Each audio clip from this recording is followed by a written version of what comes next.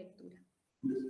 Es sabido que ciertos libros, como reflejo de la vida, nos ayudan a comprender mejor el mundo, afinan nuestra sensibilidad, nos defienden del tedio y, consecuentemente, nos aproximan cada día un poco más a la verdadera realidad del mundo y de las cosas. Ahora bien, esta influencia, en muchas ocasiones, se esconde a través de la belleza misma que la buena lectura irradia. De esta manera, así como el contacto con lo feo angustia, acercarse a lo bello consuela, porque lo bello es fuente inagotable de gozo y alegría. Si pensamos en los cuentos de hadas, por ejemplo, sin duda hay algo misterioso y profundo que se encuentra en estas historias, que en palabras del expositor de hoy, tienen un encanto perenne y deben ser leídas, puesto que son un tenue reflejo de la verdad y unas migas de pan en el sendero hacia la misma. La buena lectura, entonces, irradia el deseo de grandeza, la sed de verdad y el anhelo de belleza. Para hablar en defensa de la buena lectura, tendremos el honor de escuchar a Miguel San Martín Fenollera. Miguel es español, católico, casado y padre de 2 hijas. Además, se define como jurista de formación y escritor de vocación. Es colaborador en los portales de internet como Infocatólica y El Oriente en Llamas, y es autor del maravilloso blog de libros Padres e Hijos, a través del cual continuamente esparce pinceladas de belleza. Le agradecemos la generosidad por estar hoy acá y le damos la bienvenida. En primer lugar, buenas tardes a todos y unas palabras de agradecimiento a la Asociación Rigans Montes por la oportunidad de dar esta charla y de estar con ustedes esta tarde. También un agradecimiento a todos los que han sido convocados y se han acercado, aunque sea de forma virtual, a esta charla, entre los que hay, creo que, buenos amigos, y no cito nombres para no dejarme ninguno en el tintero.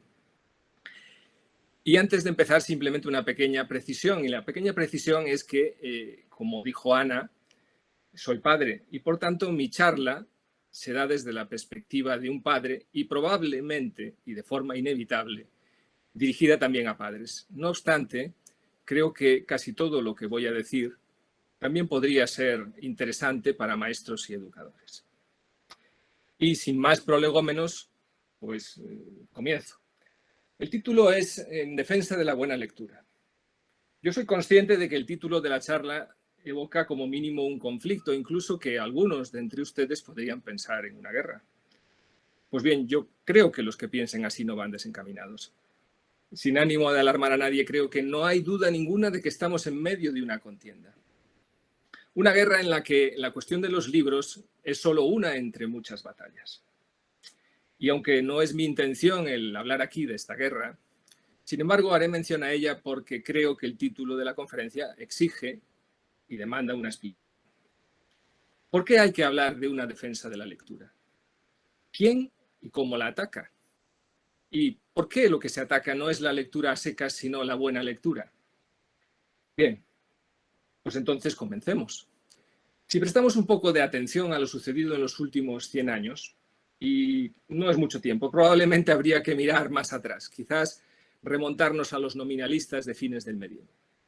Pero simplemente si miramos unos 100 años atrás, veremos que aquello que se denomina como modernidad, lo que ha traído consigo de la mano del relativismo y del nihilismo, es un ataque frontal contra una civilización occidental que antaño solía denominarse cristiana.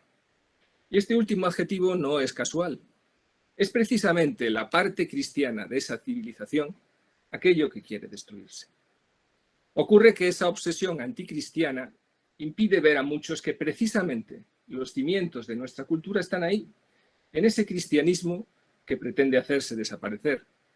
Y todo ello convierte el proceso en un cúmulo de impulsos suicidas. Y en medio de esta guerra, la literatura, y en concreto aquella que atañe a los niños y a los jóvenes, adquiere relevancia, pues a nadie se le escapa que esos niños de hoy serán los hombres del mañana. Y así la formación y la educación que reciban afectará decisivamente a sus vidas y a cómo sean las sociedades en que vivan. Por esta razón, algunos como yo, creemos que la lectura de buenas historias, de relatos, de poemas, ayudará a conservar esa maltrecha hoy cultura cristiana. Y dicho esto, creo que ya quedan claras algunas cosas. ¿Quién ataca? ¿Qué se ataca? ¿Por qué es importante una defensa de la lectura y no de cualquier lectura, sino de la buena lectura? Así que entremos ahora propiamente a desarrollar el asunto. Bien, cuando los padres de hoy nos enfrentamos al tema de la lectura, nos vemos obligados a responder a una serie de forma sucesiva, a una serie de cuestiones que en el pasado se daban por supuestas. La primera de todas ellas es una cuestión extraordinariamente básica. Y es, ¿quieren o no quieren los padres que sus niños sean lectores? Si responden afirmativamente a esta cuestión, la segunda pregunta será si para ellos es suficiente con que sus hijos lean, sea lo que sea, aquello que lean. Finalmente, y siempre que la respuesta a esta segunda pregunta sea negativa, tendrán que decidir qué tipo de lectura consideran beneficiosa para sus hijos y qué tipo de lectura consideran perjudicial. Yo, dadas, como diría Ortega, mis circunstancias de esposo y de padre católico, di respuesta en su día a las dos primeras cuestiones. Y hoy sigo tratando de responder, y gran esfuerzo, a la tercera. La crónica de esa odisea y de las enseñanzas que ha atesorado en la travesía, con todos sus errores e imperfecciones, que son muchos, muchos, la relato en mi blog de libros padres e hijos, al que les invito desde aquí. Hoy trataré de dar algunas pinceladas al respecto. Y comenzando por la primera de las cuestiones antes planteadas, al hablar de la lectura de los libros, hoy muchos la rechazan por, según dicen, su inutilidad y su carácter trasnochado. Así se preguntan, ¿a dónde va el tiempo que se emplea en leer o en escuchar poesía? ¿Se trata solo de disfrutar o solo de aprender? ¿Y aprender qué? ¿De aprender qué? En esencia, y en lo que nos atañe aquí, la pregunta que se plantea es, ¿para qué leer hoy?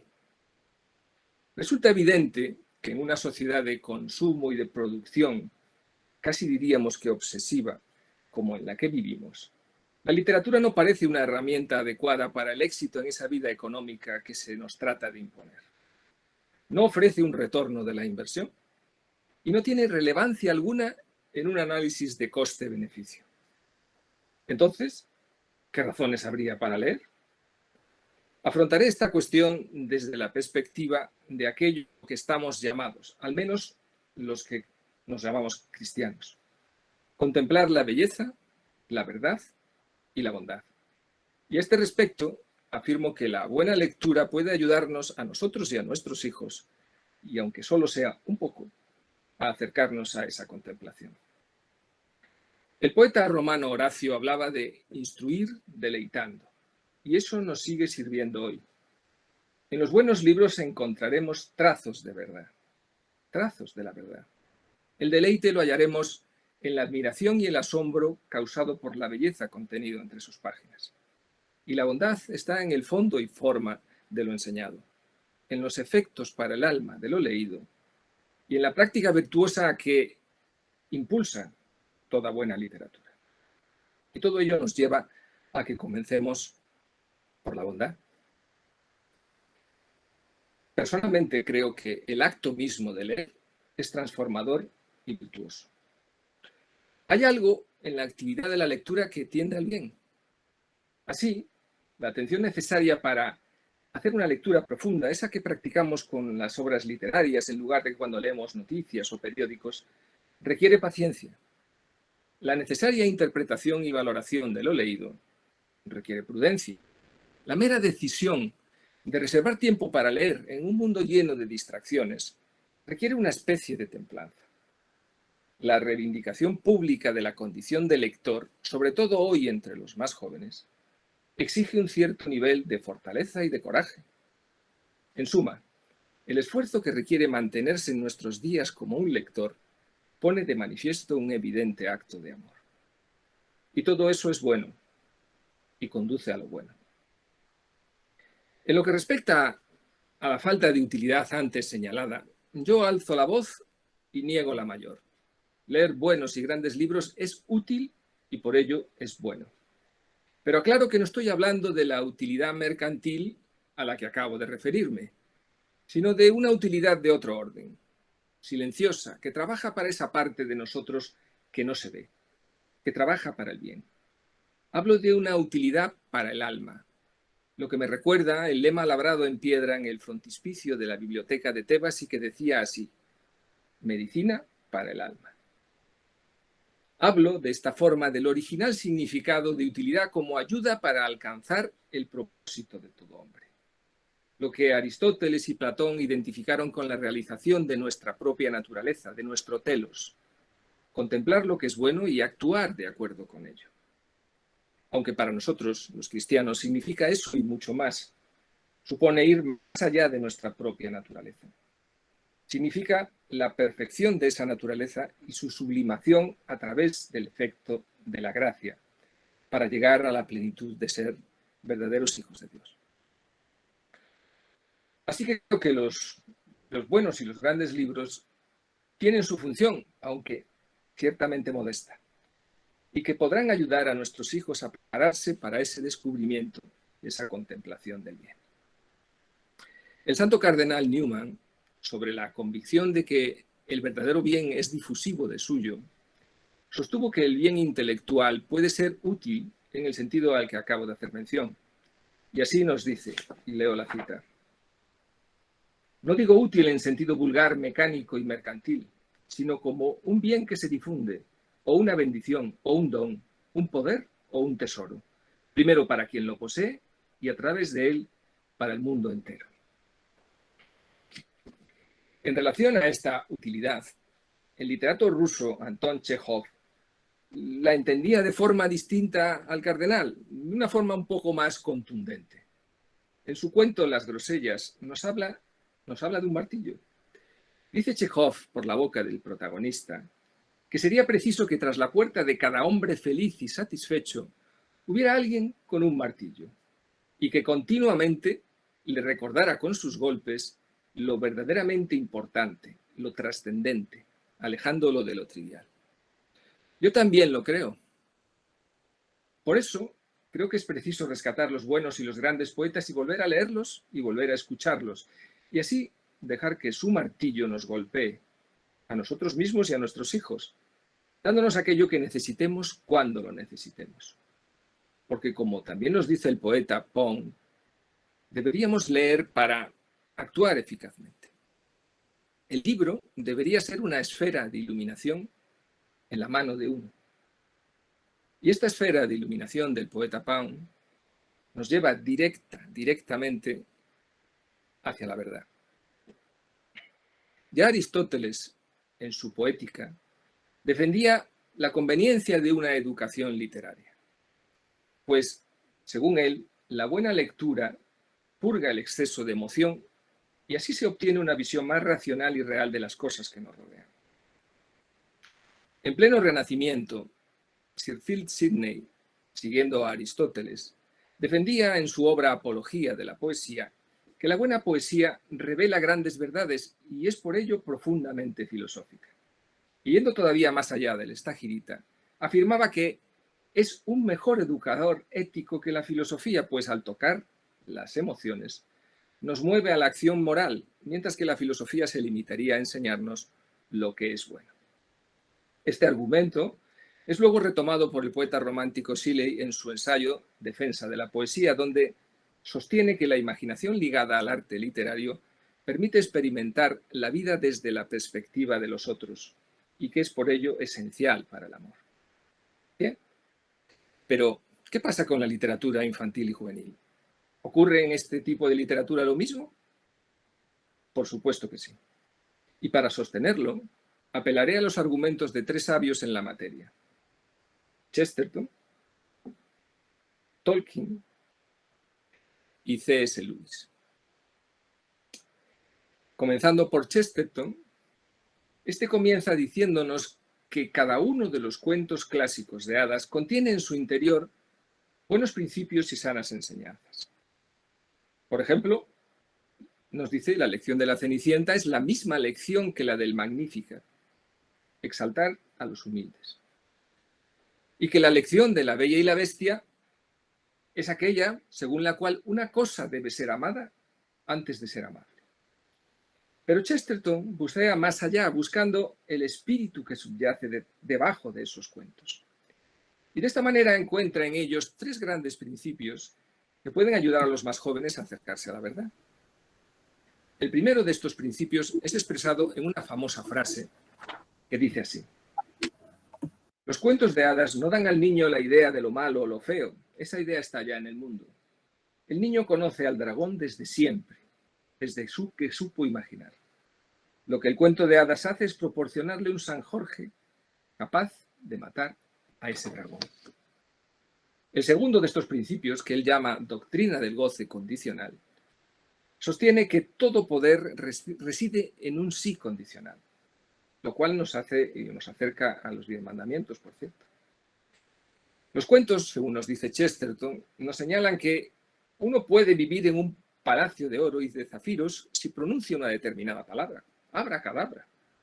Y con ello esos cuentos nos enseñan que todas las cosas, hasta las más grandes y maravillosas, dependen de una pequeña cosa que se prohíbe, y que ese límite y condición es lo que le da sentido y existencia. Y el tercero de los principios es que los cuentos, las rimas y los poemas, con su misterio y su fantasía, hacen ver a los niños que estamos en un mundo equivocado, que la verdadera felicidad consiste en que no somos adecuados a este mundo, que venimos de alguna otra parte, que nos hemos extraviado en el camino. Así, desde muy pequeños, y según Chesterton, estos buenos libros enseñarían a los niños que somos criaturas en un mundo, que nuestra vida es un regalo maravilloso y que como tal no debe ser cuestionado. Que el mundo es como un hermoso cuadro dentro de un marco, y que ese marco no es como los barrotes de una prisión, no, sino que por el contrario realza y da esplendor a la obra. También nos dice que en este mundo nos encontraremos con el mal, y que debemos luchar contra él, aunque no estaremos solos en la batalla. Y por último, que estamos en un lugar de paso, y que nuestra felicidad no está aquí, está más allá de la muerte. Por su parte, otro maestro, Tolkien, nos habla, en su ensayo de los cuentos de hadas, de otros principios poéticos que este tipo de literatura ofrece a los chicos, entre ellos el consuelo. Un consuelo muy necesario que los cuentos dan a través de la alegría del final feliz, de lo que él llama la eucatástrofe, la buena catástrofe. Y que por ello, según Tolkien, son evangelizadores porque nos proporcionan una fugaz visión del gozo. Por cierto, que esto me hace pensar en Ana Galiano y en lo que me comentó había descubierto en su investigación del último año sobre cuentos de hadas. Un trabajo, por cierto, cuya lectura les recomiendo. Y es que los jóvenes asocian estos cuentos con la alegría y la esperanza.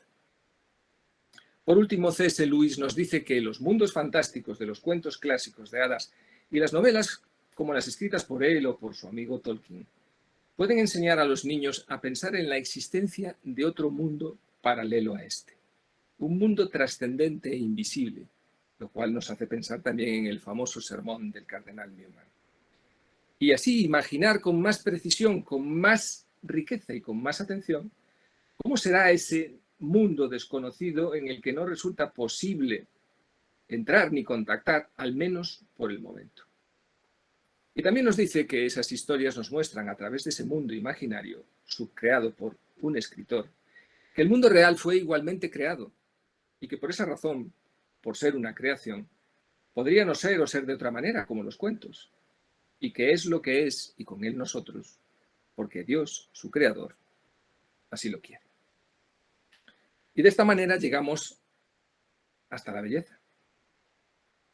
Decía Platón que la belleza es la cualidad por la que una cosa se constituye en posible objeto de amor. Y San Agustín nos lo confirma cuando dice que no podemos amar más que lo que es bello. ¿Y dónde está la belleza absoluta? ¿Quién es la belleza absoluta? Dios.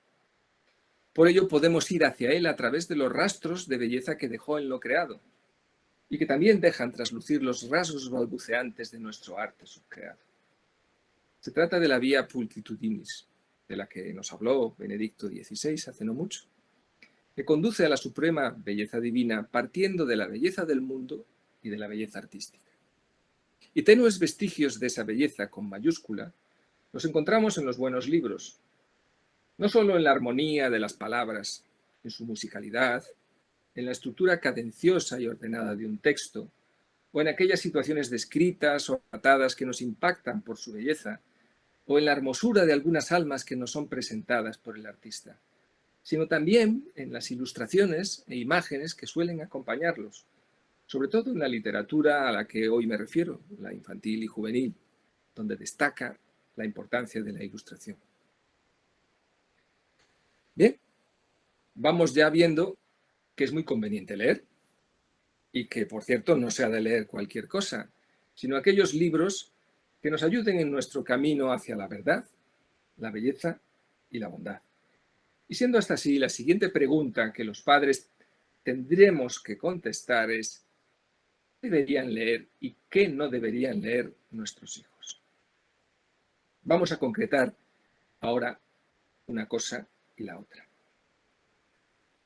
Hay unos versos de Dante en su Divina Comedia que hacen alusión a una visión del nuevo paraíso que nos espera, con la delicada y refulgente imagen de un río de luz del que fluye la gracia del Espíritu Santo. Esta imagen podría estar inspirada por lo revelado por Dios a San Juan en el capítulo 22, versículos 1 y 2 del Apocalipsis, y que dice así: me mostró un río límpido de agua de vida, resplandeciente como el cristal, que sale del trono de Dios y del Cordero.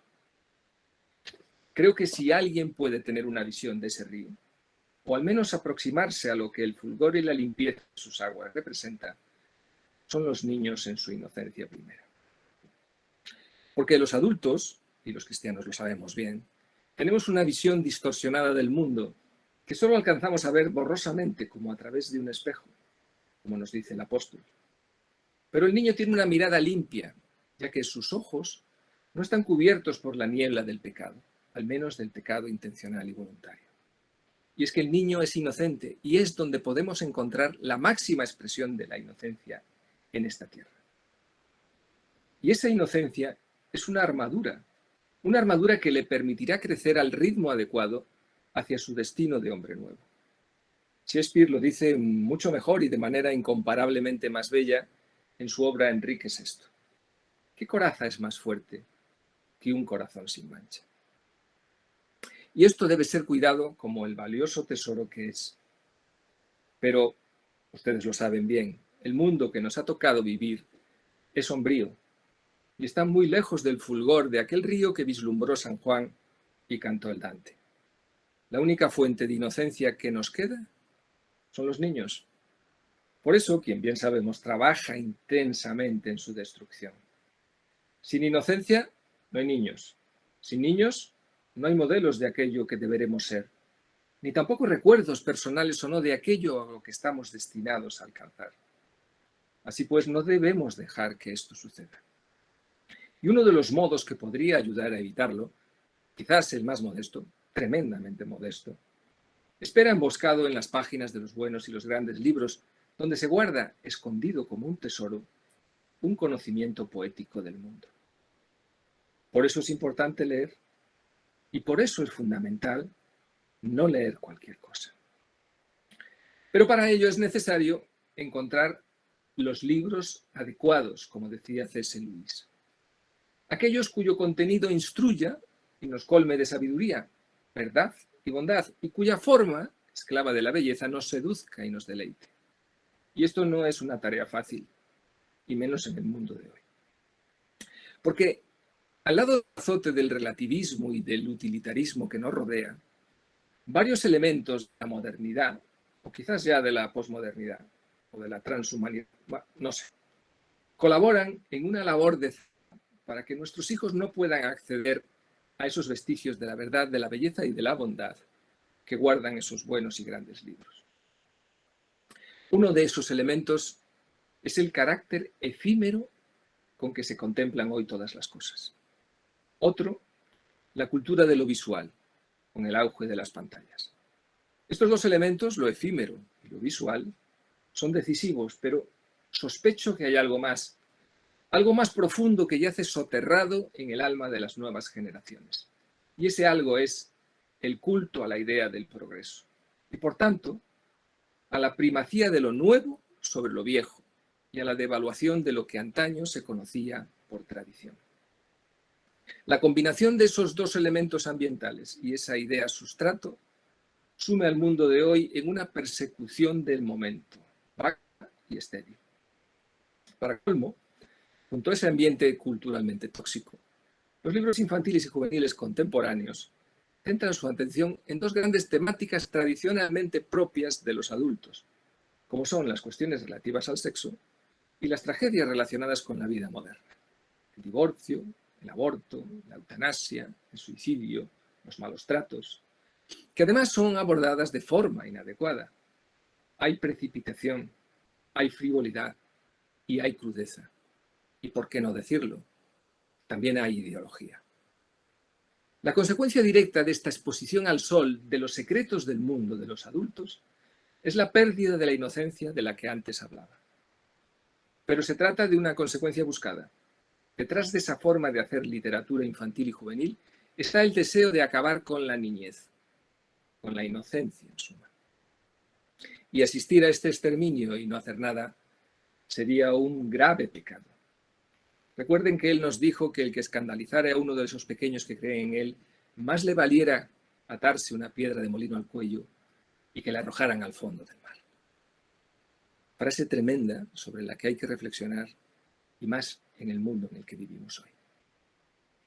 Y ante este panorama, ¿qué puede hacerse? Dirán, ¿qué nos propone usted? ¿Cómo podemos hacer los padres para que nuestros hijos lean esos buenos y esos grandes libros? Bien, esto me hace pensar en una frase de San Bernardo, sabia como muchas de las del santo, que dice que un buen libro te enseña lo que debes hacer, te instruye sobre lo que debes evitar y te muestra el fin al que debes aspirar. Creo que los padres cristianos deberíamos guiarnos por esta tríada del santo. En todo caso, ahora voy a hablarles de cosas más prácticas, nacidas casi todas ellas de mi experiencia de padre preocupado y con la previa advertencia de esta falta de autoridad. Y así, ¿qué podemos hacer los padres y educadores? En primer lugar, creo que deberíamos comenzar evitando que los niños tengan contacto con los malos libros, esos libros a los que he hecho referencia, esos que se publican masivamente y que les muestran de forma inadecuada la cruda realidad del mundo de los adultos y les proponen un perturbador conocimiento de asuntos que les exceden no solo de su capacidad, sino de su propia naturaleza. Habrá, por tanto, que extremar la prudencia y hacer uso práctico de esa virtud. Y así, tendremos que prestar mucha atención a los libros que les lleguen por otros canales como son los amigos o los conocidos.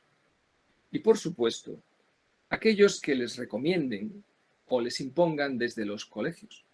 Y en este punto, los educadores y los colegios pueden desarrollar una labor decisiva, aunque tristemente en muchos casos no es así. Hay algunos otros extraordinarios que deberían ser ejemplo, pero en muchos casos no es así. Deberemos, por tanto, interesarnos y ver cómo son esos libros. Concienciémonos de que no todos los libros son iguales y por lo tanto no pueden desencadenar iguales efectos. Los hay buenos y los hay malos. El cardenal Newman reconoce que la literatura, la historia o biografía del hombre natural, también lo es del hombre caído, y nos dice que el hombre no está siempre en estado de inocencia. Llegará a pecar y entonces su literatura será expresión de ese pecado, ya sea pagano o ya sea cristiano. Y así, tras este escrutinio, y si tras el escrutinio no resultaran adecuados determinados libros, deberemos buscar aquellos que lo sean, pues, como les he dicho, a verlos haylos. Pero atención, porque esa acción de selección deberemos intentar que no sea demasiado rígida.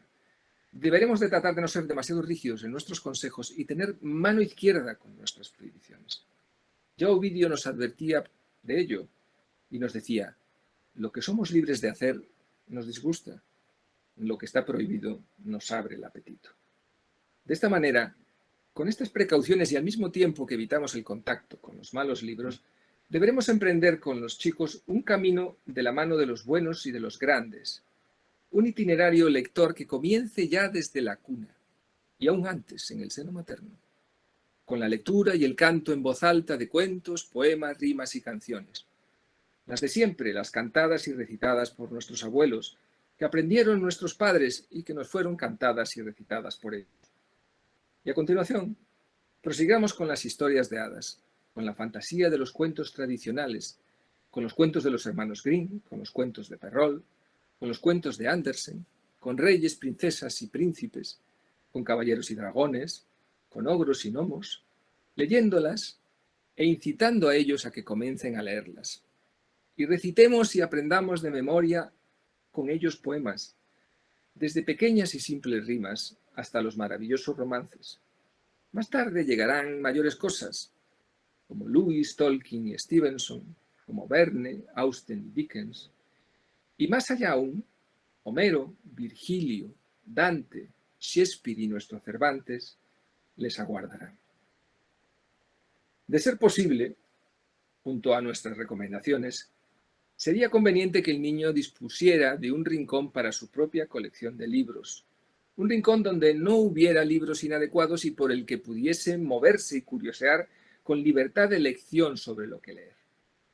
No hay que desanimarle ni dejar que piense que un libro está por encima de su alcance. Yo creo que no. Si ese es el caso, el niño pronto lo descubrirá y abandonará la lectura. Si no, por supuesto, junto al deleite que le dará impulso, obtendrá la instrucción de que nos habla Horacio. Ahora bien, como regla general, también creo que deberíamos dejarles desistir libremente. Así hacía Montaigne, y no creo que sea un mal consejo. Si un libro no me gusta, decía, cojo otro. Y al lado de todo esto ayudará, y mucho, créanme, el crear un ambiente propicio. Que los niños puedan disponer de un lugar tranquilo para leer, que nos vean a nosotros, los padres, leyendo, y que en lo posible haya momentos de lectura conjunta en familia, preferentemente en voz alta. Que noten nuestro interés por lo que leen, que noten nuestra atención sobre lo que opina de este o aquel libro, sobre lo que opinan de este o aquel personaje, o sobre lo que esta o aquella historia nos sugiere o les sugiere. Por lo tanto, deberemos también prestar mucha atención no solo a qué, sino a cómo y de qué forma y manera leen nuestros hijos, y seguir sus lecturas, comentarlas antes, durante y después, sobre todo aquellas que sean más complejas. Por último, y no menos importante, que los libros se limiten a ser lo que deben ser. Desde puro entretenimiento o mera instrucción hasta guías, compases morales o mapas vitales. Y por lo tanto que sin abandonar la lectura nuestros hijos no dejen de frecuentar en la mayor medida posible la propia vida, la vida real, la que da sentido a esos mapas y a esas guías, pues si el sentimiento y la voluntad, si el deseo de hacer el bien, de alcanzar la verdad y de contemplar la belleza, quedan circunscritos al interior de unos libros, por muy buenos y bellos que estos sean, la misión estará abocada al fracaso. No se trata simplemente de sustituir las pantallas por los libros. Por ello el libro y la lectura habrán de ser un medio siempre y nunca un fin. En todo caso, como les digo, es posible hacer algo, aunque ciertamente no es fácil. Y desde aquí les empujo y les animo a que lo hagan. Es posible resistir varonilmente, como nos dice el apóstol, y rebelarse frente a la tiranía de la modernidad. Por supuesto, siempre con la imprescindible y fundamental ayuda de la gracia que generosamente Dios nos ofrece, pues solos no podremos. Pero hay que intentarlo, como dice el poeta. Y el saber poético de la grande y buena literatura podrá ayudar en esa labor de restaurar en nuestras almas y en las de nuestros hijos un hoy perdido sentido del misterio y la maravilla. Y voy terminando. Les he esbozado una de entre muchas formas de hacer lo que debe hacerse. La que mejor conozco, que es la que personalmente he puesto en práctica con mis hijas. Sé que no es la solución perfecta. La solución escapa a nuestras manos y ustedes también lo saben. Pero quizás pueda constituir un inicio. ¿De una rebelión? Sí, por supuesto que sí. No a otra cosa estamos llamados los cristianos ante el mal del mundo. Y eso también lo saben. Pongámonos pues en marcha, como dice el apóstol San Pablo. Desechemos, por tanto, las obras de las tinieblas y vistámonos las armas de la luz. Muchas gracias.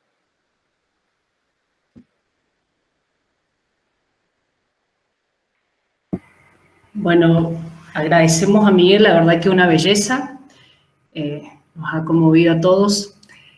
Abrimos el espacio para preguntas, pueden hacerlas de manera oral o pueden escribirlas por el chat y yo las voy leyendo.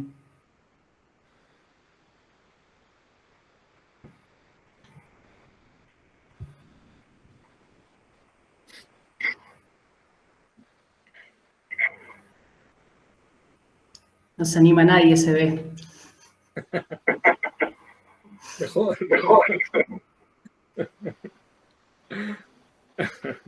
Es una broma.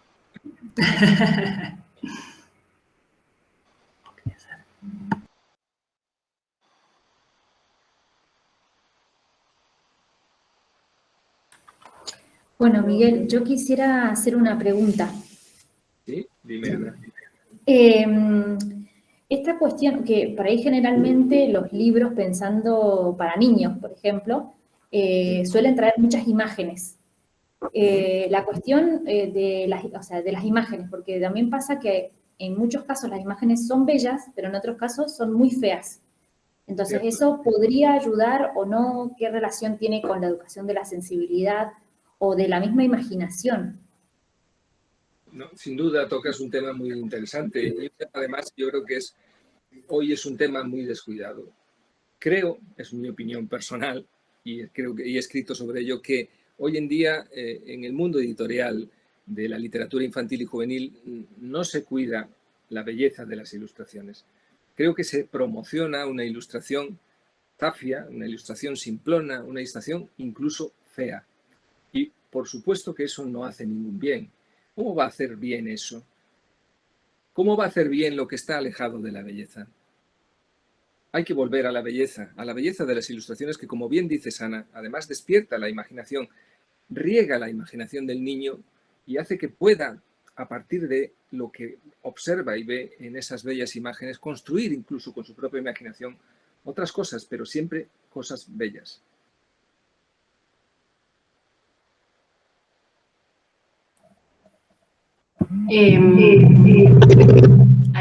Anita María, creo que había levantado la mano. Sí. ¿Me escuchan? Sí. Perdón. ¿Me escuchan? Sí, te escuchamos bien. Perdón. Quería preguntarle algo, a ver si nos puede dar consejo como mamá. Uno tiene toda la intención de que lean estos buenos libros, los clásicos y qué sé yo, pero a veces el ritmo de estos libros es un poco como cansino, lento, y los niños viven en un ritmo como bastante más frenético en el colegio y la vida en general, entonces es como una disociación y cuesta lograr como que enganche. Entonces, ¿cómo hacerlo? Porque es verdad lo que dice. Es algo que es un mal fruto de nuestro tiempo. Es verdad que hay una disociación, como dice usted, y que hay un decalaje entre muchos libros extraordinarios, muchos libros infantiles y juveniles, y lo que los niños, la media de los niños de hoy podrían leer. Hasta hace relativamente poco, la mayor parte de los clásicos infantiles eran leídos por las generaciones sucesivas de niños. Pero de un tiempo a esta parte se ha producido como una ruptura. Harold Bloom, que es un conocido crítico literario, tiene un libro en el que hace una recopilación personal de lo que para él es la mejor literatura infantil y juvenil, que se llama algo así como poemas y relatos para niños extraordinariamente inteligentes. El título de Bloom no es un título que digamos casual. Bloom se está refiriendo precisamente a esa cuestión, a la cuestión de que cuando un niño hoy, en general, estoy hablando de la media de los niños, estoy hablando de un niño por término medio. Educado en esta cultura de la imagen que antes señalaba, de la rapidez, de la fugacidad, se le presenta o se le pone delante un cuento, por ejemplo, un libro maravilloso como es El viento en los sauces, de Kenneth Graham, que fue un libro, fue leído sucesivamente por generaciones de niños una tras otra hasta hace relativamente poco tiempo, y que fue escrito por Kenneth Graham para sus hijos de 8 a 10 años, encontraremos con que esos niños de 8 a 10 años de hoy no son capaces de leer ese libro. No solo por el ritmo, sino también por la construcción gramatical, por el vocabulario. No es que, como dice Bloom, aquellos niños fueran extraordinariamente inteligentes y los de hoy no lo sean, en absoluto. Se trata de que aquellos niños eran educados desde muy pequeños de una determinada forma, eran educados en el mundo de la lectura. Por tanto, recibían desde pequeños, a través de lecturas familiares, a través de recitaciones, digamos, una estructura gramatical, morfológica, una cantidad de vocabulario que les permitía acceder a eso en esos años. ¿Qué ocurre? La gran tragedia es que no solo estos niños a los 10 o 12 años no pueden leer ese libro, sino que como ese libro está pensado para niños de 10 o 12 años, aunque de otra época, y sus personajes son, pues, la rata de agua, el tejón, el problema, o la rana, el sapo, el problema es que cuando lo pueden leer hoy en día, cuando tienen 16 años, ya no les interesa. Consideran ya que leer un libro en el que haya una rana y una rata de agua y un tejón es de niños. Y así resulta que toda esa literatura maravillosa se pierde. Porque ni es leída a los 10 o 12 años para los que fue escrita, ni es leída a los 16 para aquellos que pueden hacerlo. ¿Qué es lo que, ante todo esto, qué es lo que decir? Porque efectivamente la pregunta es una pregunta profunda que inquieta a muchas personas, a muchos padres. Yo solo puedo decir una cosa, y es que si se empieza desde muy pequeño, eso se puede lograr. El problema es cuando el padre o los padres, digamos que son conscientes y quieren que su niño se culturice literariamente en un determinado momento en el que ya a lo mejor es tarde. Porque ese niño ya, por este decalaje y esa falta de coordinación, ya no es capaz de entrar. Ya no es capaz de entrar. Y aquello a lo que es capaz de entrar es aquello que se hace hoy para él, que la mayor parte de las veces es de ínfima calidad literaria y de contenido bastante, como mínimo, dudoso. Así que es una tragedia y un gran problema. Yo la única solución, la que he experimentado en mi casa, la que creo que puede dar y la que en el fondo realmente es lo que pasó en el pasado, es que el niño puede ser educado desde pequeño. Es verdad que el niño, a pesar de esa educación en casa y en algunos colegios, que podría recibir en algunos colegios, va a vivir inmerso en una cultura distinta, una cultura que sabemos que es fugaz, llena de imágenes, una cultura que no ayuda a la meditación, al reposo, a la lectura de un libro. Es verdad, es una dificultad, es un reto. No puedo decirle otra cosa. No sé si hay alguna pregunta antes, Mariana, si no me gustaría. Sí, Mater Dei ha levantado la mano y Susana Andrea también. Así que damos lugar a Mater Dei y después a Susana Andrea. Buenas tardes, buenas noches. Antes que nada, Miguel, soy la hermana Marcela, de acá de San Luis. Acabamos con otra compañera, acabamos de terminar una diplomatura en filosofía realista para niños y mi tema fue la literatura como puerta al asombro y la verdad que su blog me ha ayudado un montón. Así es que muchísimas gracias. Rezamos, lo seguimos recomendando porque evidentemente es un instrumento de mucho bien para que pueda seguir difundiéndose a muchas almas, ¿no? Eso, antes que nada. Me alegro mucho por lo que me dicen. No, sí, es muy consultado, muy visto, tanto por lo escrito como las iluminaciones, las imágenes, todo es muy bueno, la verdad que muy bonito. Son como esos gozos del alma, digamos, ¿no? Es como, por eso lo animamos a que continúe con esta tarea. Miguel, ¿cómo conciliar la mala lectura, digamos, la literatura que nos dan hoy en día en el colegio? ¿Cómo compensar, digamos, todo eso con el poco tiempo e ir enseñándole la buena literatura? O sea, ¿cómo frenar un poco? Porque ciertamente, digamos, el avance que tiene hoy en día el enemigo es por la escuela, ¿no? Por las lecturas obligatorias, por los trabajos, y cómo compensar con el poco tiempo que realmente hay en las familias, en las parroquias, cómo ir más o menos armonizando, a ver qué sugerencia nos puede dar. También eso es otro tema difícil. Es verdad que hay muchos libros y hay poco tiempo. Y en la vida de hoy hay menos tiempo todavía, porque efectivamente estamos acosados por esas prisas, sobre todo los que vivimos en las ciudades, un ambiente hostil en cuanto a ese tiempo fugaz que se nos hurta constantemente. Es verdad, ese es un problema, porque no solo es que tener que hacer frente a determinadas lecturas que se imponen desde colegios que no son acertadas y que en muchos casos, aunque fueran, digamos, inofensivas, serían, en mi opinión, muchas de ellas una pérdida de tiempo.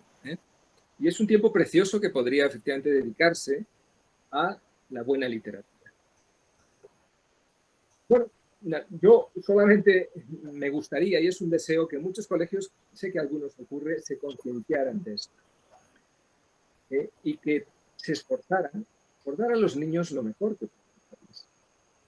Es verdad que no es así muchas veces y que nos encontramos con ese problema. El problema de que los niños tienen que hacer sus tareas, tienen que hacer sus trabajos sobre los libros que les imponen, que muchas veces esos libros, bueno, si son libros obviamente que afecten, digamos, a su formación religiosa moral, todo padre cristiano debe oponerse a esos libros y a veces hay que hacer una lucha que no es agradable y que nos genera tensiones en casa y en el colegio. Pero incluso en el supuesto de que el libro sea desde ese punto de vista inofensivo, muchas veces es efectivamente un libro que roba tiempo de libros mejores. Pues no se me ocurre más que desde luego en casa pues tratar de dedicar el menor tiempo posible a ese libro y tratar de dedicar el tiempo disponible, sea en vacaciones, sea, en fin, en mi casa mis hijas tienen desde pequeñas la costumbre de no acostarse después de rezar sus oraciones sin leer algo de un libro, ¿no? Es decir, es como una especie de, pues como si fuera el vaso templado de leche que ayuda a dormir.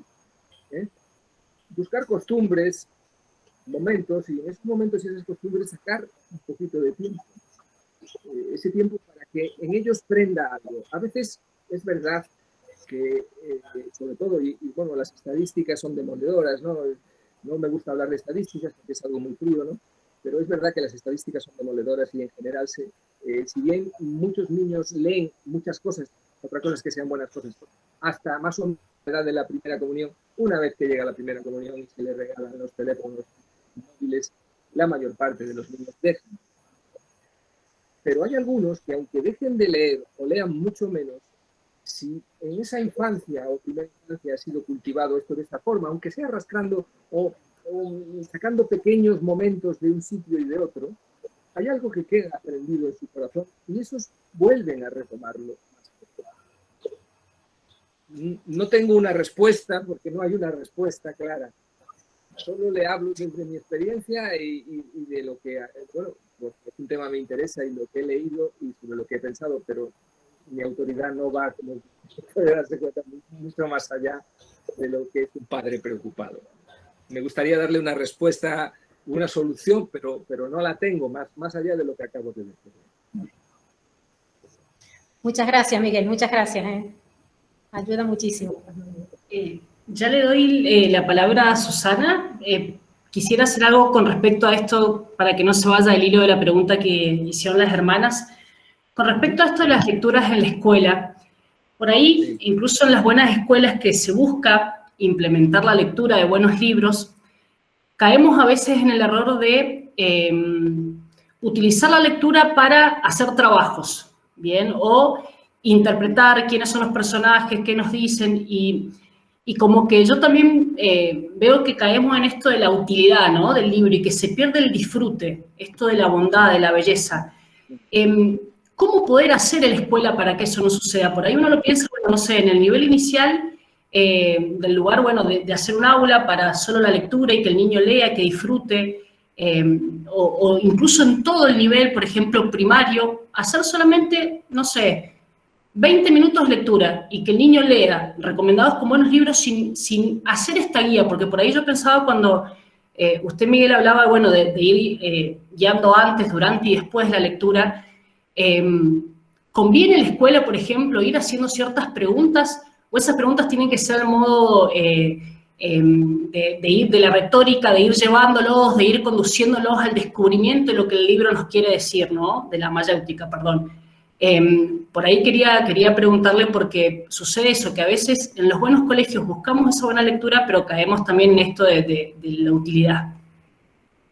Es verdad que los niños pues asocian el colegio con las tareas, con los deberes, con el trabajo y no con el placer o con el disfrute. Eso es cierto. Por cierto, yo no sé, ahí en Argentina los Escolapios y el padre Marcelo, que es buen amigo, creo que están haciendo un trabajo excelente. Tienen, quizás sean niños algo mayores, lo que llaman el seminarios socráticos, y tienen una lista de lecturas y dan realmente importancia a eso. ¿Cómo plasmar eso en la práctica? Lo que usted dice es interesante, porque efectivamente desligar, aunque sea en el colegio, la lectura de la tarea puede ser importante para que el niño descubra el placer de leer. Si el niño solamente lee por obligación, con la finalidad útil de hacer un trabajo, de responder a unas preguntas o de hacer un examen, pues la mayor parte de ellos se sentirán pues obligados y por tanto, como decía Ovidio, pues no querrán hacer eso, ¿no? O sea, aquello que efectivamente se les obliga a hacer, no lo querrán hacer. En cambio, destinar un cierto tiempo, aunque a simplemente leer algo por placer, por el placer de leer, por la belleza de lo que se está leyendo, y simplemente hacerles, dejarles que se sumerjan en eso y que disfruten, puede ser efectivamente una iniciativa interesante en el propio colegio. Y me parece una idea interesante, de verdad que sí. Muchas gracias, Miguel. Susana Zavala. Bueno, tengo otra pregunta, pero iba a hacer una acotación con respecto a lo que recién decían. Yo le compré unos libros a mi hija para que se enganchara en la lectura, de 13 años, y bueno, y ella no se enganchó en esos libros, pero sí le gustaron mucho los libros de historia que propuso Rodrigo en la Escuela Dominicanes, de Gredos, de Editorial Gredos, de Historia de Grecia. Le encantaron, están fascinadas con el autor y con la belleza del libro. Eso con respecto a lo que decían recién, que bueno, a veces se hace pesado la lectura en la escuela, pero bueno, cuando es un bonito libro, los Sí, chicos por pues, ahí les gusta más. Y sí, sin duda. bueno, claro, el tema es que yo, bueno, compré una saga que era de Percy Jackson, Sí. y se enganchó el más grande de 15, que él es lector, fanático de fútbol, ha leído Vidas de Santos de chico, bueno, ha leído la Biblia, el Antiguo Testamento, le encanta leer, lee mucho así en la noche, porque de chiquito, bueno, yo lo acostumbré, y ahora, por ejemplo, empezó a descargar los libros de Percy Jackson y está con la computadora y lee en la computadora. Ahora está leyendo Harry Potter. Entonces yo a veces le digo, tenés que tener cuidado con el terror, bueno, hay partes de Harry Potter que no me gustan, le digo, la película no me gusta, no sé si en el libro aparece igual. Sí. Tiene casi 16 años, es grande. Él me dice, a mí no me asusta. Vos Ya. tenés un problema, o qué sé yo, vos tenés, porque a vos te da miedo, pero a mí me entretiene. Y yo le digo, lee Hugo Guas, Luis de Wall, no, ese es muy novelado, es pura novela, eso te gusta a vos. Y yo le digo, sentir el olor al libro, qué rico. No, no, dice, déjame en la computadora. Y yo, Ya. y a veces uno piensa, el terror les hace mal, o por ejemplo así, por ejemplo si se habla de Conjuro, o es depende el alma de cada uno, no sé qué opina usted. Bueno, en mi blog escribí lo que es mi opinión sobre el tema en 2 entradas, que más o menos, vamos a ver. Es verdad, el tema de la magia y la brujería, todos sabemos que efectivamente son prácticas que están prohibidas por la Iglesia y que vienen recogidas en las Sagradas Escrituras, en el Catecismo, como algo peligroso y que no se debe frecuentar. Cuando esto aparece en libros infantiles o juveniles, ¿es bueno, es malo? Bien. En esas 2 entradas a las que yo le recomiendo que vaya a leer, porque son bastante prolijas y ahora mismo aquí resumirlas me costaría. Aparte de decir que efectivamente es una cuestión prudencial y que muchas veces depende del niño, de la formación que tenga el niño, del enfoque que el niño le esté dando al asunto, por dónde vaya, lo que sí siempre creo que es importante es seguir las lecturas, ver cómo afectan al niño, ¿no? Es decir, hablar con él efectivamente de las cosas y ver si, pues en este caso a lo mejor a su hijo, pues resulta que, digamos que pasan superficialmente sobre él y no llegan a su alma, ni le inquietan, ni tampoco le llaman pues hacia cuestiones ocultas o cuestiones de esa naturaleza. Harry Potter ha sido una saga muy polémica en ese aspecto. Ha habido gente, creo que exagerada, y por otro lado gente, creo que también excesivamente laxa, ¿no? Harry Potter tiene algunas circunstancias en el tratamiento de la magia y de los conjuros que lo diferencian, por ejemplo, del tratamiento de esas cuestiones por parte de lo que hace Tolkien o lo que hace C.S. Lewis. La fantasía es buena. La magia, no. Cualquier magia. Ni la magia blanca ni la magia... No. La magia no es buena, porque obviamente es el tratar de alterar la naturaleza a través de algo que no es natural y que no proviene de Dios, ¿no? De alguna manera es casi colocarnos en lugar de Dios, o es el deseo del hombre de colocarse en el lugar de Dios y poder modificar la naturaleza o las personas, ¿no? Entonces, Harry Potter concretamente, yo creo que Harry Potter, en un mundo además, hay que tener en cuenta que es un defecto, pero para esto no lo es. Vivimos en un mundo, digamos, perdido para la experiencia sobrenatural. Es un gran defecto, es decir, en general, nuestros contemporáneos, sobre todo si no son religiosos, no son capaces de experimentar el aspecto sobrenatural de la realidad. Y esta falta de percepción de lo sobrenatural les hace muchas veces pues inmunes, salvo que penetren muy profundamente, algunas de estas cuestiones, ¿no? Porque no les impactan, porque no producen en ellos ningún tipo de inquietud, ni ningún tipo de deseo, sino más bien lo ven como una especie de distracción o de juego intrascendente. No obstante, es importante prestar atención y ver qué tipo de libros caen en manos de los niños. Yo creo que Harry Potter a mí no me gusta personalmente, pero creo que tampoco es, sobre todo si uno conoce a su hijo, tiene una buena formación y sigue la lectura, no creo que pueda ser un peligro. Hay otros libros que sí, por ejemplo, los de Pullman sobre la... en fin, tiene una trilogía, ahora ya es una... ya son más libros, si son 6, en los que obviamente hay un ataque directo a la iglesia, luego hay una especie de, efectivamente, de culto agnóstico. Son libros mucho más peligrosos porque tocan temas mucho más directamente, de manera menos lúdica y digamos, ingenua. El terror en sí depende de la edad, obviamente, pues si es un chico, obviamente, si hablamos de Edgar Allan Poe o de H.P. Lovecraft, son autores que yo leí cuando era joven pero que reconozco que no son para todo el mundo, es decir, pueden producir experiencias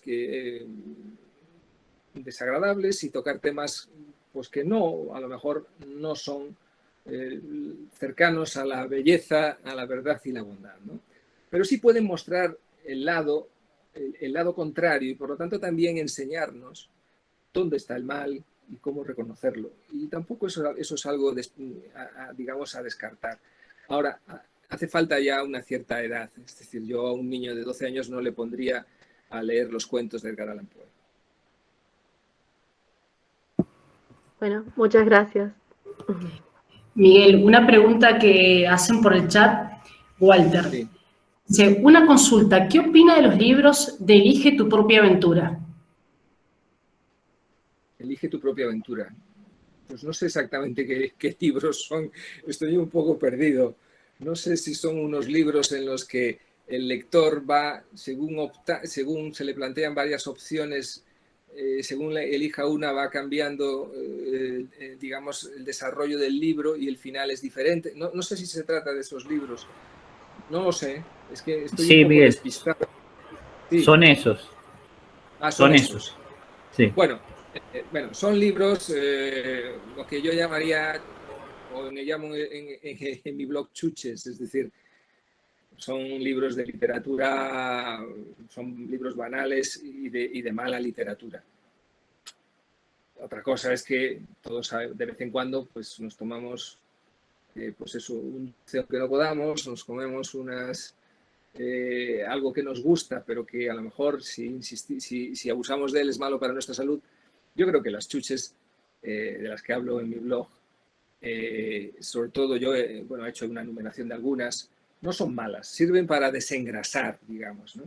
Porque no todo tiene que ser una lectura, en fin, dura o seria, porque hay libros efectivamente buenos, pero que exigen una cierta concentración. Y hoy en día los niños carecen, entre otras cosas, también de una capacidad de concentración, porque no están entrenados. Entonces, de vez en cuando ese tipo de lecturas no son malas, siempre que el contenido del libro pues no sea malo. ¿Son libros que uno sabe que es mala literatura? Sí. ¿Son libros que pueden servir para desengrasar el cerebro en un determinado momento o relajar a un niño que está, pues en fin, estresado por los exámenes y que lo que menos le apetece es ponerse a leer pues un libro un poquito más denso? Pues yo creo que puede hacerse. Concretamente estos libros no los conozco bien. Esa opción digamos, de cambiar puede ser una opción estimulante para la imaginación, puede ser. Realmente no lo sé, no los conozco bien, tampoco puedo pronunciarme. Bien. Marianela, ¿querías preguntar? Sí. En un momentito de la charla me tuve que ir por una cuestión de los niños, entonces no sé si se mencionó o no, sí. Pero bueno, si se mencionó por ahí es bueno hacer hincapié en eso, me parece, cuando hablamos de los chicos de nuestros días y que qué difícil a veces que se enganchen con algún libro y que me hace acordar a un libro que leí recientemente de John Senior, La restauración de la cultura cristiana, y me llamó mucho la atención esta relación que él hace. Cuando lo terminé de leer fue como que dije, wow, me hizo un clic en esto, ¿no? Para que siendo grandes puedan penetrar ideas de grandes pensadores como Aristóteles, Santo Tomás. Qué importante que en la infancia tengan una buena literatura y para que esto arraigue, qué importancia la de la experiencia, ¿no? Digamos, esto de que el niño juegue con tierra, de que esté al aire libre, de que se ensucie, de que vaya al río, que conozca el mar, las montañas, ¿no?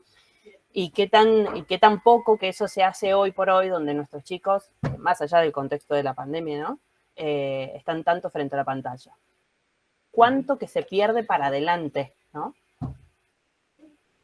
Cierto, es verdad. Lo he dicho creo que en esta charla hoy. Creo que es importante que los niños tengan un contacto con la realidad, eso sin duda. Además es la forma, si la literatura puede estimular su imaginación moral y por tanto activar esa imaginación para que ellos puedan vivir muchas más vidas de las que de su propia vida, pero necesitan efectivamente contactar con la realidad, que es donde se desarrolla esa imaginación y esa vida. Creo que eso es muy importante y lo que hoy estamos viviendo es efectivamente no solo un abandono de los libros, sino un abandono de la realidad.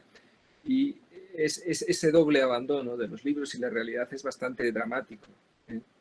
Y creo que puede ser trágico. De hecho, creo que hay ya problemas psicológicos graves en chicos sobre esa cuestión, ¿no? Esa cerrazón a la realidad, por un lado, esa falta de experiencia, de contacto con lo real, que además pues está aderezado con las filosofías del mundo moderno que van por ahí, ¿no? Que van por ahí, aunque sean contradictorias en sí mismas. Y por otro lado, el abandono de la literatura, que permite al niño tener experiencias que nunca tendría, pero que necesita contrastar con la propia realidad, porque si no, también se pierde una especie de mundo, de mundo imaginario que no es bueno. Entonces estoy de acuerdo totalmente en que son dos cosas sobre las que trabajar y dos cosas que desgraciadamente hoy están muy, muy descuidadas. Bueno, no sé si queda alguna pregunta más que alguien quiera realizar. Hola. Mariana. Hola. Disculpe. Sí, Victoria Mareco. Sí, no soy ni mamá ni papá, ¿verdad? Tengo 19 años y estoy diciendo ahora en qué carrera tengo que estudiar. Y me interesa el mundo editorial. En este momento, como las editoriales, hay mucha ideología, los dibujos no son tan bonitos, ¿cómo incentivar de la parte de adentro editorial a los buenos libros y como a las compañeras? Por favor. Es complicado. Yo no sé exactamente, como el gato que se muerde la cola, dónde está el principio del problema y por tanto a dónde ir para atajarlo. Yo no sé si es una iniciativa de las propias editoriales desde dentro, quizás sí, desde, digamos, el aspecto directivo, el que fuerza al artista, sea al artista, al escribano, al literato o al ilustrador, a hacer determinadas cosas, o que sea el propio ilustrador y el propio literato el que siente la necesidad de hacerlas así. Yo me inclino más a lo primero, creo que es algo dirigido. Creo que hay muchos ilustradores y literatos que harían cosas distintas.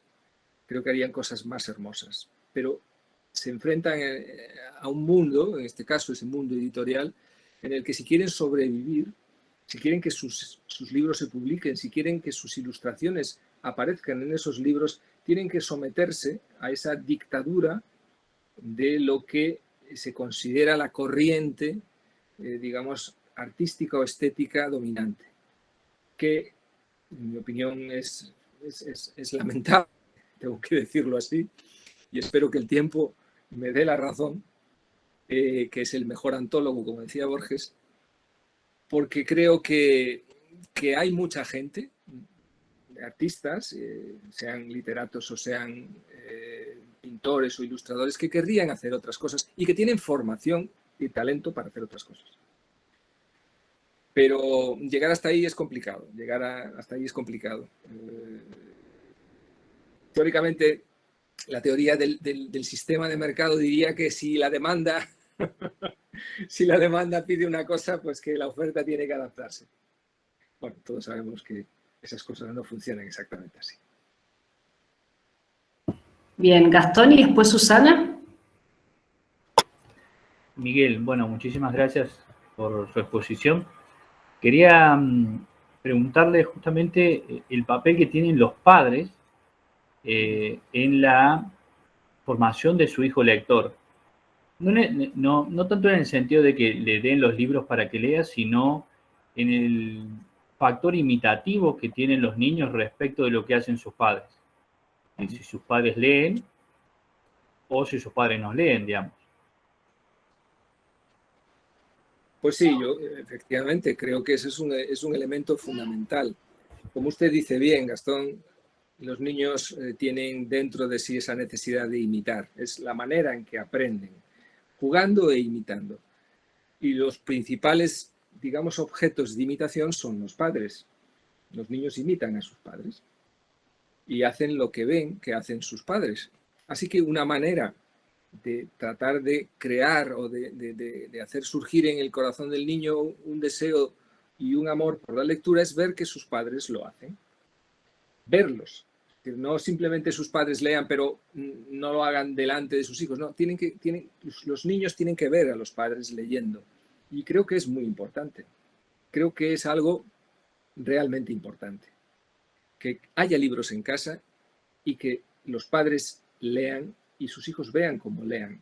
Aparte de luego hacer lecturas familiares que también estimulan eso. Porque los niños no solo ven lo que hacen los padres y les imitan, sino ven que los padres dan importancia a eso. Y que para los padres es importante. Por lo tanto, ellos crecen con la idea de que leer y es importante. Y eso es un elemento, yo creo que de los más importantes para tratar de conseguir en esa difícil tarea que es hoy en día que los niños adquieran el amor y el hábito de la lectura. Susana, Andrea.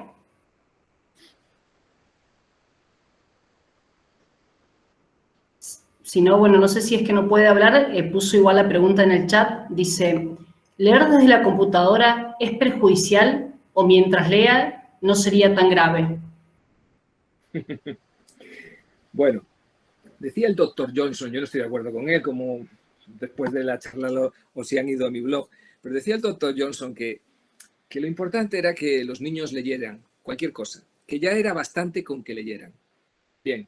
Sin duda es un comienzo y en el mundo de hoy, desde luego, es un comienzo importante. Pero también es verdad que todos lo sabemos que cualquier hábito puede torcerse, ¿no? Y al final puede resultar más perjudicial que el no tenerlo. Entonces, la cuestión de los libros electrónicos es un tema, bueno, quizás personal. Yo soy un amante de los libros, creciente libros de papel. Creo que no hay más libros que los de papel, pero reconozco que los libros electrónicos son prácticos y pueden en ocasiones ayudarnos a poder leer, ¿no? A veces uno viaja y tiene que llevar un equipaje limitado y en un lector de libros digital que no ocupa nada, pues se puede llevar una gran colección de libros y para leer. Puede leer además en cualquier sitio y bastante cómodamente porque pues, normalmente ese tipo de lectores pesan muy poco, luego además tienen pues, una luz que permite leer en la oscuridad, es decir, están hechos para facilitar la lectura. No obstante, yo creo que, y además hay estudios también, no me gusta hablar de los estudios porque, como digo, creo que me alejan, digamos, de la idea que yo trato de transmitir de la necesidad de un conocimiento poético, ¿no? Entonces los estudios llamados científicos me parece, pero están ahí, ¿no? Y están ahí y también hay que verlo porque reflejan muchas veces la realidad, ¿no? Entonces, bueno, hay estudios que dicen que efectivamente la lectura a través de los libros digitales no produce el mismo arraigo que la lectura en un libro de papel. Y en todo caso, el problema es que si uno está en un lector digital, bien, pero si uno está leyendo en un ordenador o en un teléfono smartphone, el problema es la tentación, es decir, aparte de otras tentaciones que no voy a hablar, ¿no? Pero la curiosidad, todos sabemos que Santo Tomás decía que la curiosidad podía ser malsana, ¿no? Hay una curiosidad malsana y de hecho, pues no sé si efectivamente la curiosidad estaría detrás de el primer pecado de Adán y Eva. El caso es que si tenemos un ordenador o un smartphone y estamos leyendo un libro en el smartphone o en el ordenador, podemos desde luego tener la tentación de dejarlo e irnos a buscar y a navegar buscando cosas y navegando estaremos pasando de un sitio a otro sin parar en ningún lado y no terminaremos leyendo nada. Por tanto, yo creo que leer en ordenador y leer en teléfonos, salvo que uno sea disciplinado, si uno es una persona joven que se está formando, no me parece aconsejable, no creo que eso produzca o pueda llevar a un chico o un joven a que termine amando la lectura. Creo que hay demasiadas distracciones dentro del ordenador y del teléfono móvil. Si es un lector de estos preparados para leer libros, bien, es distinto, ¿no? Es distinto. Aunque algunos pueden conectarse a Internet, pero desde luego al ser en blanco y negro normalmente no hay atracción, ¿no? Pero yo personalmente prefiero los libros. Me creía entre libros. Creo que los libros tienen algo, el tacto del libro y luego la posibilidad que siempre encuentro dificultosa en los lectores de libros de ir delante hacia atrás, ¿no? De coger y moverme por el libro libremente con facilidad, cosa que me cuesta hacer en un lector de libros. Y yo creo que todo buen lector va de delante a atrás, muchas veces, ¿no? Y bueno, esto es lo que puedo decirle. Bueno, Miguel, las últimas 2 preguntas, le prometo. No hay problema, ¿eh? Cecilia. Hola, ¿qué tal? Buenas tardes. Muchísimas gracias por propiciar este encuentro que ha sido muy enriquecedor. Mi pregunta va, cuando leemos un libro nuevo que no conocemos, pero pensamos que es bueno, y cuando lo leemos, descubrimos algunas cosas que nos hacen ruido, que no están bien, y es una partecita y todo lo demás está bueno, pero esa partecita no, ¿sí? En concreto, me pasó ayer que acomodando la biblioteca, vi un libro que, bueno, lo digo, de paso por ahí me ayudan a tomar la decisión que hago con el libro. En este año se me dio la ocasión de poder comprar un libro y pensé que era bueno, que se llama El Gran León de Dios, de Taylor Caldwell, creo, no sé cómo se pronuncia, sobre la vida de San Pablo, es el libro. Y yo lo compré con mucha ilusión pensando de que era bueno, y es la historia novela de San Pablo, pero hay algunas escenas donde la autora, con la intención de mostrar lo humano a San Pablo, digamos, como que inventa cosas que históricamente no están comprobadas, digamos. Y bueno, por ejemplo, no sería un libro que yo recomendaría, o sea, lo leí, si no fuera por esa parte, está buenísimo el libro, pero esa parte me lleva a decir, yo no lo recomendaría, y si no lo recomendaría, ¿lo sigo teniendo o lo desello de la biblioteca? Esa sería la pregunta. Y así con este libro, otros más, ¿no? Ya. ¿Me explico? Hombre, sí, se explica. Bueno, yo creo que ese es un tema muy personal. Vamos a ver, si usted considera que tiene algún libro en su biblioteca o en su casa que, primero, si usted considera que puede ser peligroso para usted, no debería tenerlo, obviamente. Si usted considera que puede ser peligroso para sus hijos, tampoco debería tenerlo, obviamente. Pero una vez que usted lo ha leído y ha detectado alguna parte peligrosa que tampoco le ha afectado, digamos, de una manera clara, porque usted es capaz de diferenciar, ¿no? Que no ha quedado confundida, no ha quedado...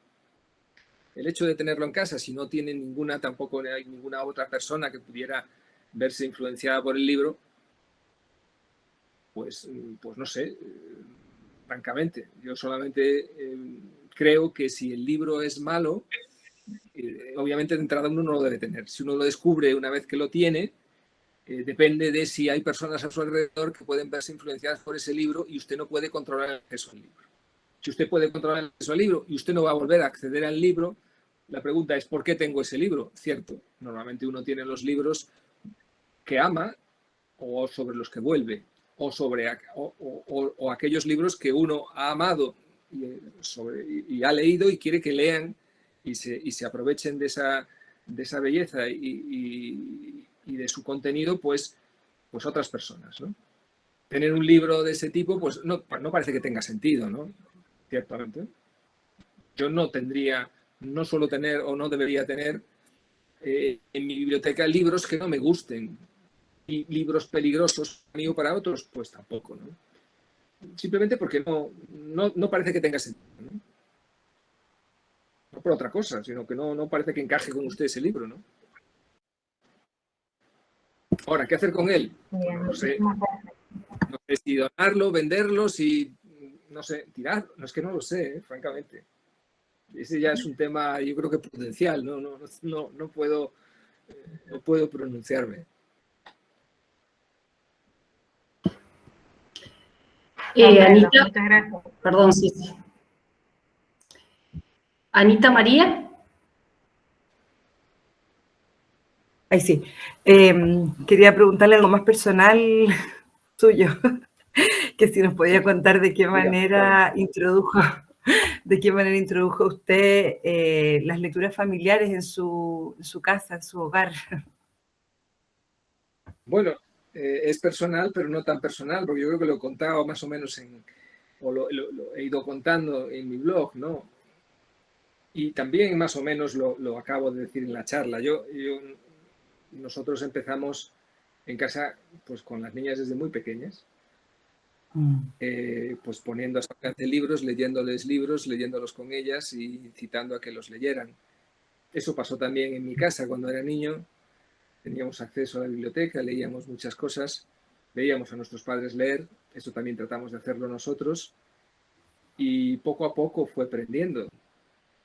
No, puede que no sea sencillo o fácil porque los frutos no son inmediatos, pero tengo que decir que en nuestro caso funcionó. Y yo por eso tengo esperanza de que pueda funcionar en otros casos. Creo que si se empieza desde muy pequeño, si hay, como decía Gastón, una referencia imitativa en casa, si hay en casa libros, si se le facilitan rincones, libros para ellos, si se está con ellos, si se les sigue, si se comparte con ellos, yo creo que eso puede prender. No digo que pase en el 100% de los casos, ni digo que sea fácil. Sin duda es un reto, y en el mundo de hoy un reto más grande que en cualquier otro mundo que haya existido, porque el mundo de hoy es un mundo hostil a los libros propiamente dichos y a la lectura también propiamente dicha. Pero eso ha sido así. No hay...